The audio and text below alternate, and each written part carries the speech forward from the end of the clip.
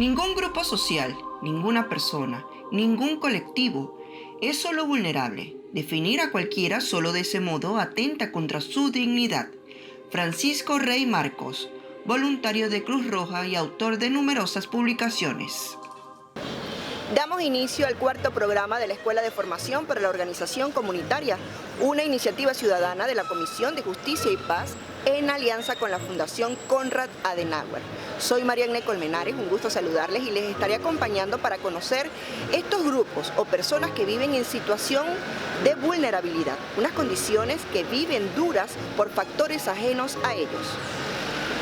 En este programa no se pretende victimizar a los grupos y personas que sufren los efectos de cualquier tipo de crisis, sino justo lo contrario. La idea es reconocerlos con sus capacidades para ser los sujetos de derechos que luchen por ellos mismos. La vulnerabilidad se trata de condiciones determinadas por factores o procesos físicos, sociales, económicos y ambientales que aumentan la susceptibilidad de una comunidad al impacto de amenazas. Lo importante es tener claro que no son vulnerables porque tienen menos capacidades que otro grupo social. Esa vulneración tiene responsables. Por esta razón, debemos llamarles personas o grupos vulnerados. Preguntamos a varias personas que transitaban por la ciudad de Panamá su opinión acerca de qué grupo o población le habían sido vulnerados sus derechos y por qué. A las mujeres y a los ancianos también, pues, como está este gobierno es un gobierno para ricos, pues el pobre lo tiene como una porquería aquí. Pues, aquí a nosotros los pobres no tienen como nada. Este gobierno es para los ricos, porque aquí nos ignoran, no es que nos quieren quitar la plata del seguro, no quieren, todos nos lo tienen prohibido. Aquí en Panamá nos violan el derecho a todos los pobres. ¿Por qué? El gobierno, usted no ve que hasta el bono a mí me lo quitaron. Fui hoy a reclamar y me dicen que no me lo pueden dar. Ya, no me lo pueden dar, lo cortaron. ¿Y por qué? Porque te habías muerto. Me había muerto, me espantaron que me había muerto, que me había jubilado, que yo no existía, no cobraba el bono y una mentira, y que yo estaba trabajando. A los indígenas. ¿Por qué? Porque los echan a un lado, ¿cómo te puedo explicar? Entonces no los toman en cuenta como a las personas blancas, o lo echan a un lado simplemente por ser indígena, o lo discriminan por ser indígena, por su vestimenta, por su rostro. Yo creo que a todos, porque yo ahora mismo vengo de una marcha que el presidente quedó de reunirse con nosotros y no lo hizo. ¿Y qué es eso? Por nuestros derechos que estamos peleando, que él y sus ministros y su gobierno hacen lo siguiente, de mandar a tumbarle la casa. Oye, a tumbarle la casa a la gente que está luchando por una casa, por una vivienda. Y nosotros si no tenemos vivienda, entonces, ¿por qué él hace eso en vez de darnos la facilidad para que nosotros tengamos casa? Y no nos la dan. Más a los campesinos, a los indígenas, son los que más se les violan sus derechos. Me imagino que fue por la falta de educación, por a veces la ignorancia, falta de aprendizaje. Independientemente del motivo de su detención, los privados o privadas de libertad son por definición personas que han sido separadas de su entorno habitual y a las que ya no se les permite decidir sobre su propia vida. Su grado de vulnerabilidad depende de diversos factores, como las características individuales de la persona, las circunstancias generales y el motivo de la detención, la etapa del proceso judicial o administrativo en la que se encuentra y quiénes son las autoridades a cargo de su detención. En lo que respecta a las personas detenidas por delitos penales, que representan la gran mayoría de los detenidos en todo el mundo, los sistemas jurídicos y penitenciarios con frecuencia no pueden lidiar con la cantidad de casos.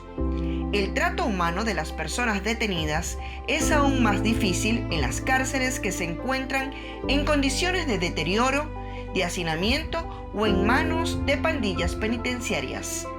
Lo normal de los pobres privados de libertad es que están hacinados. La mayoría de las cárceles de Panamá y no tienen esa libertad interior de estar, pues tener sus actividades, sus pensamientos, siempre están como vigilados, ¿verdad?, por uno, por otro, hacinados en las celdas donde ellos viven. Y también pues básicos, los derechos fundamentales básicos a la comida, ¿verdad?, y a la bebida, al agua y el alimento, que sí que es cierto que hay un interés por parte de las autoridades penitenciarias y el Ministerio de Gobierno, pero es muy difícil. Las cárceles yo creo que se han abandonado durante muchos años y lógicamente en un periodo corto de tiempo no se puede poner al día.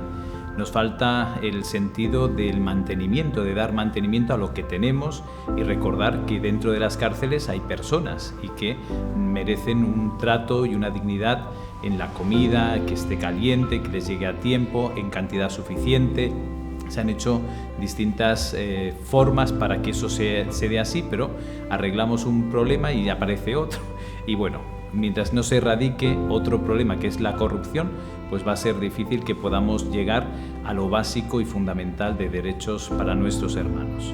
Nosotros intentamos, lógicamente, erradicar esas injusticias o esas situaciones que pueden poner en riesgo los derechos fundamentales, salvo uno que por una orden judicial, que es la libertad de movimiento, el resto en principio no deberían estar quitados o cercionados. Quienes se encuentran encerrados son sujetos de derechos.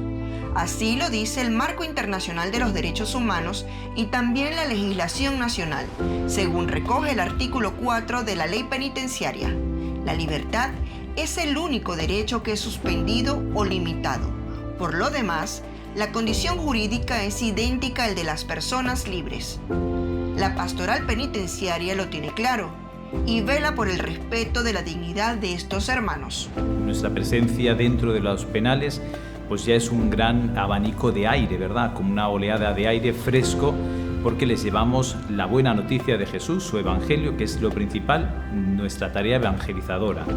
Pero en ese llevarle a Jesús también utilizamos los ojos de Jesús y vemos las situaciones y somos un poco pues aquellos pues que molestamos porque vemos las injusticias, algunas que se dan, y cuando lo decimos o lo denunciamos pues hay personas que se molestan y se enfadan. Por otro lado, también intentamos dinamizar la vida dentro de la cárcel haciendo actividades. Eso también molesta, porque tienen que asignar custodio, tienen que asignar unidad policial y claro, es mejor que no se muevan los privados, que no hagan nada para estar tranquilos ciertas personas. La Iglesia intenta también pues llevar la parte social, en la parte humana, ¿verdad? Hay privados que no tienen familia o la tienen muy lejos, en provincias lejanas. Intentamos llevarle, en la medida de nuestras posibilidades, que son pocas, pues jabón, papel higiénico, cosas básicas para su higiene personal. También, junto con la arquidiócesis, hemos preparado varias giras médicas porque les he señalado un problema que es el tema de la salud. Hay mucha gente con problemas médicos a causa pues, del alimento y también de la vida y de la higiene que no hay en muchos lugares de nuestras cárceles. En medio de esta crisis humanitaria que se vive en todo el mundo, hay un grupo altamente vulnerable. De vuelta hablaremos sobre los migrantes, solicitantes de asilo y refugiados. La migración no es un placer, sino una necesidad ineludible. Y entonces es un derecho. Beato Juan Bautista Scalabrini.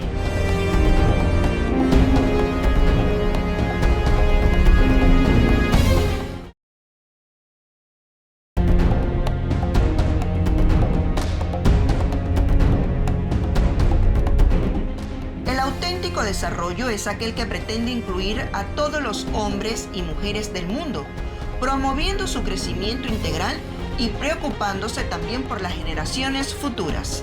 Papa Francisco. Vamos con más de la Escuela de Formación para la Organización Comunitaria. En los anteriores programas hablamos sobre derechos humanos, también sobre la doctrina social de la Iglesia y los sistemas de protección local e internacional. En este programa estamos detallando los grupos o colectivos en situación de vulnerabilidad. Tal es el caso de los migrantes y refugiados. El fenómeno de la migración se extiende aceleradamente en todo el mundo, a pesar de las fragilidades y riesgos que corren. Se calcula que unos 281 millones de personas, aproximadamente el 3.6% de la población mundial, residen actualmente fuera de sus países de origen. Un número cada vez mayor de personas se ven obligadas a abandonar sus hogares debido a una compleja combinación de factores. Entre las violaciones de derechos humanos que padecen los migrantes figuran la denegación de derechos civiles y políticos, en forma de detención arbitraria, tortura o ausencia del debido proceso judicial, así como la vulneración de derechos económicos, sociales y culturales, tales como los derechos a la salud, la vivienda o la educación.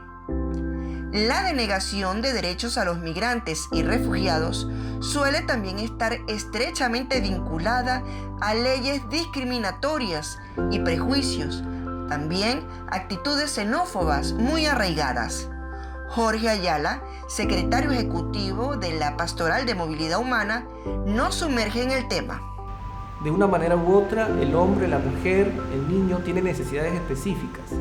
Sin embargo, podemos quedar de acuerdo en que los menores, y sobre todo la situación de muchos menores no acompañados que están viajando últimamente, UNICEF ha reportado o ha informado que el número de menores no acompañados ha crecido exponencialmente en los últimos años, y eso es preocupante. Sabemos que el fenómeno de la migración al principio eran los hombres los que migraban. Poco a poco nos dimos cuenta que empezaron a migrar también las mujeres. Se dio lo que se llamaba en esa década de los 80-90 la feminización de la migración. Sin embargo, hoy en día está migrando la familia entera, ¿no? Solo para dar un ejemplo, en el caso de Venezuela, estamos hablando de 5 millones de personas, poco más de 5 millones han tenido que salir. Eso es decir que todo Panamá tuviera que salir en un momento dado por una emergencia.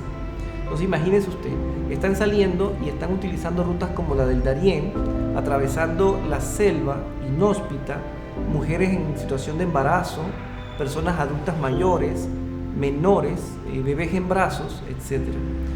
Todos corren los mismos riesgos, digamos, ¿no? El riesgo a la trata de personas, a la explotación, a la violación de sus derechos humanos, violaciones sexuales, extorsión. Pero por supuesto que las personas que tienen de la tercera edad o los niños, los menores, son los que más expuestos están. Según el Alto Comisionado de las Naciones Unidas para los Refugiados, ACNUR, el número de personas desplazadas en el mundo sobrepasa los 68 millones. De ese total, 25 millones son refugiados que han cruzado una frontera internacional, personas que huyen del conflicto o la persecución, mientras que 40 millones se encuentran desplazados dentro de su propio país. Toda persona tiene derecho a solicitar protección internacional. ¿Cuándo? Cuando en su país de origen, por diversas razones de etnia, de credo, de opinión, es perseguido y su propio país no le brinda la protección. En esos casos, las personas tienen derecho a salir de su país y buscar protección internacional en un tercero. Recordemos que la doctrina social de la Iglesia afirma que toda persona tiene derecho a alcanzar niveles de vida digna en el país donde nace. Ese es el primer principio. Y el segundo principio, la doctrina social de la Iglesia, indica que toda persona que nace en un país y en ese país no se dan las condiciones para alcanzar una vida digna, entonces tiene derecho a migrar. Pero la diferencia es que una persona migrante puede optar por quedarse en su país o salir.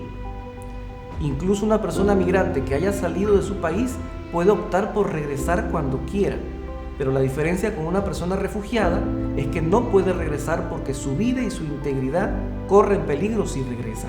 Entonces por eso existe un marco normativo del derecho internacional humanitario y del derecho de los refugiados que establece que una persona que solicita asilo fuera de su país no puede ser devuelto al país de origen donde probablemente pueda perder la vida si regresa.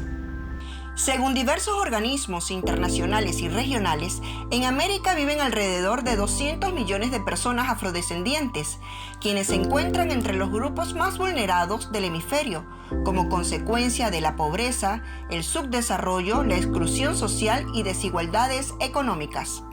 A esta situación debemos sumarle el racismo aún existente, la discriminación racial, la xenofobia y las prácticas conexas de intolerancia. En ese contexto, diversos organismos internacionales y regionales han expresado su preocupación sobre la situación de vulnerabilidad en que se encuentran las y los afrodescendientes en la región. La Organización de los Estados Americanos, OEA, a través de su Secretaría General, así como también la Comisión Interamericana de Derechos Humanos y el Proceso de Cumbres de las Américas, han expresado de manera reiterada su preocupación con relación a la inclusión, el respeto a los derechos humanos y la atención de las necesidades de este grupo. A nivel internacional, organismos han reconocido que las poblaciones afrodescendientes o de la diáspora africana que fueron arrancados de sus lugares de origen, pues para ser sometidos a la esclavitud, esto ha traído históricamente situaciones de exclusión, discriminación, racismo, que se traduce en la violación de derechos humanos y de la marginación de esta población tan importante en el continente. Entonces, la Iglesia, dentro de sus opciones, evidentemente, este rostro de la pobreza pasa por el rostro negro también, indígena, negro, de mujer y de niño. El racismo nos ha dividido, nos ha clasificado, y esto viene de la época de la colonia. Cuando tú te casabas con un blanco, un negro se casaba con un blanco, decía que diste 5 saltos adelante, y si te casabas con un negro dabas como 20 saltos atrás. Entonces así estaba Quinterón, Cuanterón, busquemos la historia. Tristemente eso se ha reafirmado y se reafirma en los medios de comunicación. Había anuncios publicitarios, hay que volver a investigar, hacer una investigación donde decía la presencia de la buena presencia, y decía gente de no color. O sea, esas no la queremos porque no era la presencia que nosotros consideramos apta para mostrar a una empresa o mostrar un servicio. Esto poco a poco se ha ido cambiando, pero eso está en nosotros, está en nuestro imaginario social, y que tenemos que ir desconstruyendo lenguajes. En nuestro lenguaje, en la manera en que nos relacionamos, en la manera en que tratamos diferentes a nuestros hijos, por la cantidad de melanina o por la boca, si es muy grande, el cabello, que si cabello bueno, cabello malo, todo eso son signos precisamente del racismo que hay. Ahorita mismo hay un debate y una discusión sobre los niños con cabello afro. Lo tuvimos con las trenzas en las escuelas, que no dejaban, porque eso era peinados para carnaval, aquí no estamos en África. Esos eran los términos que niñas escuchaban de sus maestras. Esto es doloroso, que el mismo sistema, el mismo colegio reprima a la identidad de los niños. Y ahora con los varones. ¿Por qué? Porque en nuestra mentalidad tenemos que uniformar a todos para poder educar, cuando el enfoque inclusivo te habla de otras cosas. Reafirmar la identidad de los niños es importante, porque ese es su bagaje cultural, étnico-cultural, y usted no lo puede cercenar. Las comunidades nativas y campesinas viven también bajo constante amenaza. A menudo, el robo de sus derechos los convierte en refugiados e incluso les obliga a abandonar sus costumbres, su lengua y su pueblo. La marginación les condena a carencias educativas, sociales, sanitarias y laborales. En materia de salud, los atienden por medio de giras de salud. Mientras que los centros de salud, cuando han estado, los han cerrado. No se prioriza que haya realmente personal suficiente para atender, no, te mandan una gira que tú no tienes y que son evaluadas, pero son evaluadas que uno realmente no sabe qué pasa. Y si lo vas al ámbito educativo, pues te vas a encontrar que hacen los primeros ciclos con un solo docente. Entonces, eso es equidad. Ahí no hay equidad.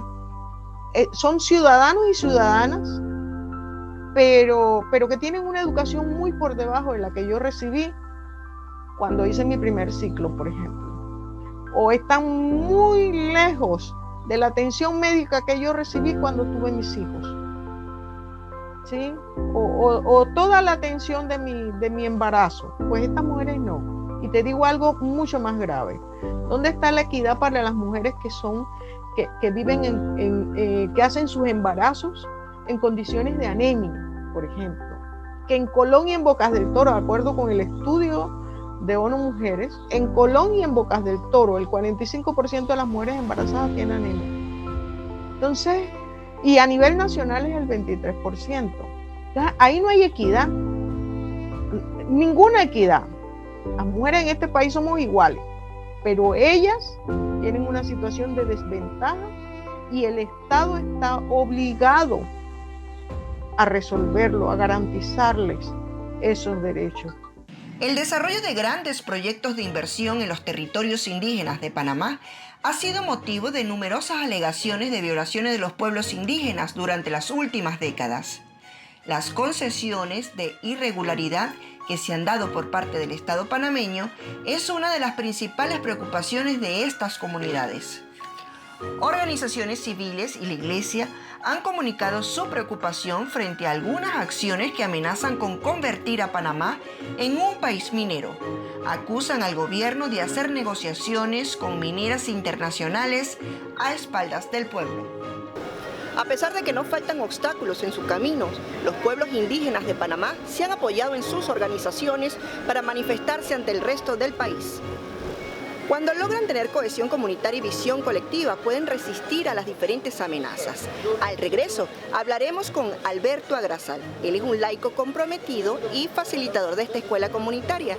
Nos hablará sobre los procesos de organización del campesinado. Queremos ser la voz de los que no tienen voz para gritar contra tanto atropello contra los derechos humanos. San Óscar Romero.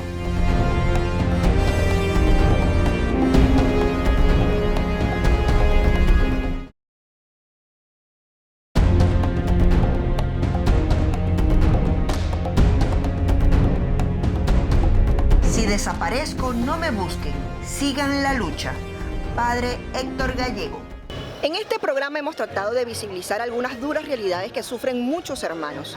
Lo ideal es que en estos programas que hemos transmitido usted pueda reconocer la importancia de conocer los derechos humanos, un conocimiento sumamente importante para el desarrollo sostenible y el bienestar de todos los pueblos. Al ser reconocidos como sujetos de derechos ante la ONU, las y los campesinos tienen mayor respaldo para negociar directamente aquellas decisiones o políticas que sean de su interés. Esta declaración sirve como instrumento para fortalecer al campesinado en sus procesos de organización. La crisis ocasionada por el COVID-19 no ha sido obstáculo para que la Comisión de Justicia y Paz continúe en la formación de las comunidades rurales de Panamá, hombres y mujeres trabajadores que luchan contra la indiferencia, la injusticia y el abandono del sistema que les gobierna. Hay una gran realidad y es que siempre han sido personas que han estado excluidas del desarrollo, excluidas del sistema educativo, excluidas también de toda la dinámica que se pueda dar en el país. Al mismo tiempo, son las zonas que actualmente pues, se vislumbran o que tienen grandes recursos naturales para mejorar o para seguir dándole el desarrollo a este país. Pero al final pues es como pedirle una doble cuota de sacrificio a una población que siempre ha estado sometida a la vulnerabilidad.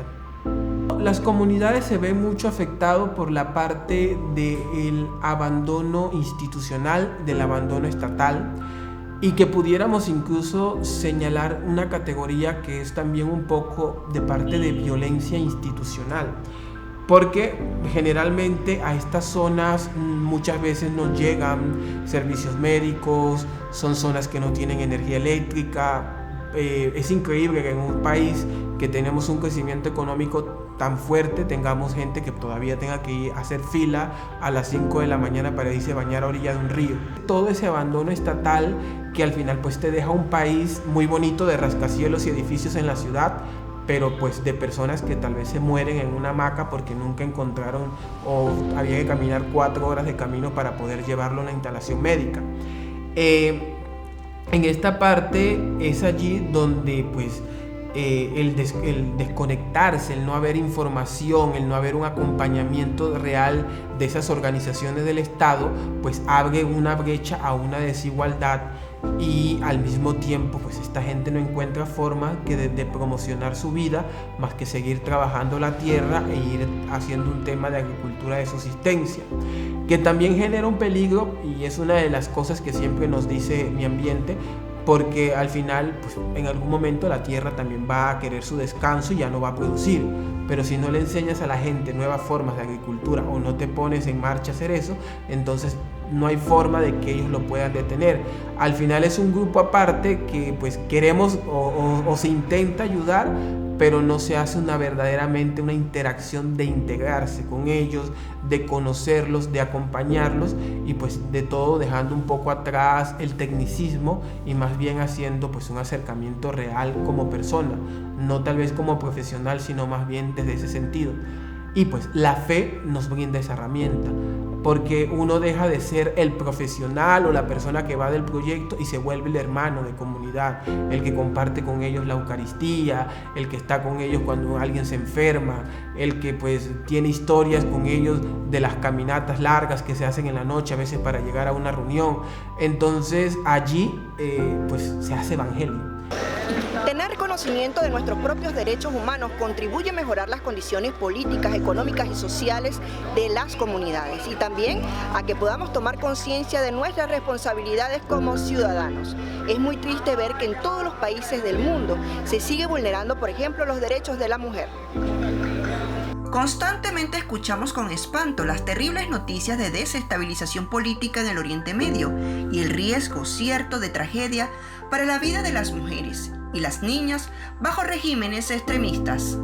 En otros lugares, como en el Líbano, se permite el crimen de honor. Este consiste en poder asesinar a una mujer si se sospecha que ha cometido adulterio, aunque este no se haya comprobado. En Marruecos, la tasa de analfabetismo de las mujeres ronda el 75%.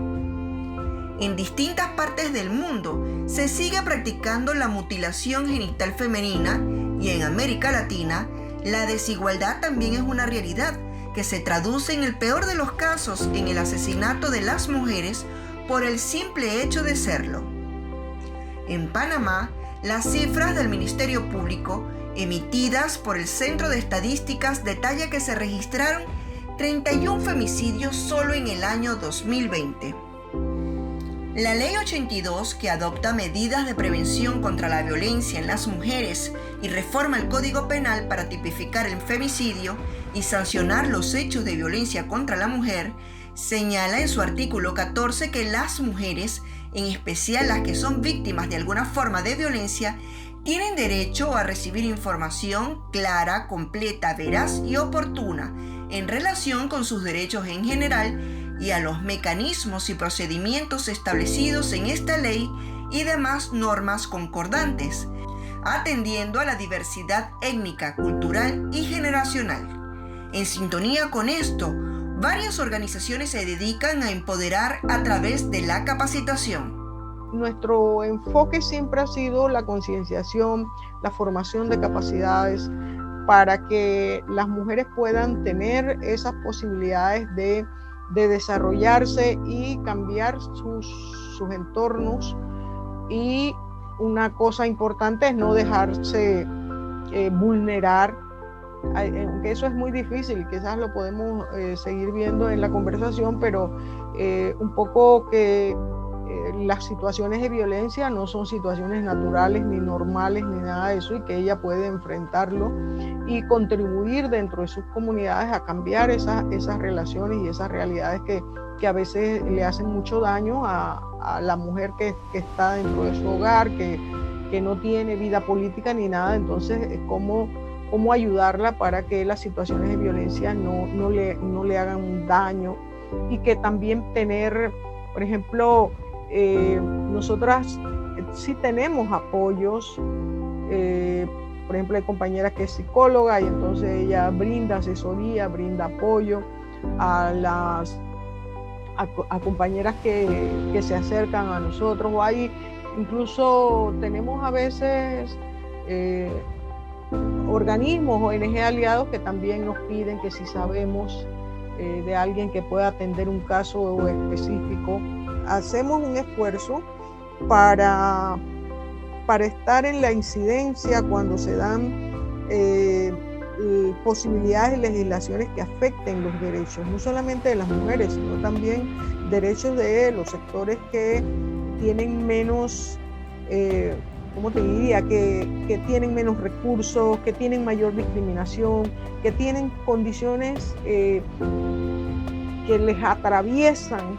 Por ejemplo, como las mujeres indígenas, por ejemplo, ellas viven condiciones mucho más difíciles, por ponerlo de una forma, que las mujeres que vivimos en las áreas urbanas, por ejemplo, que tenemos muchos accesos a sistemas de salud, al sistema educativo, mientras que para ellas eso es más complejo. El acceso a la educación, el derecho laboral, el derecho a no sufrir ningún tipo de violencia son las bases que debemos trabajar para garantizar nuestros propios derechos y para acabar con la desigualdad social. Hemos llegado al final de este programa, no sin antes recordarles que pueden enviar sus sugerencias y comentarios a través de nuestras redes sociales.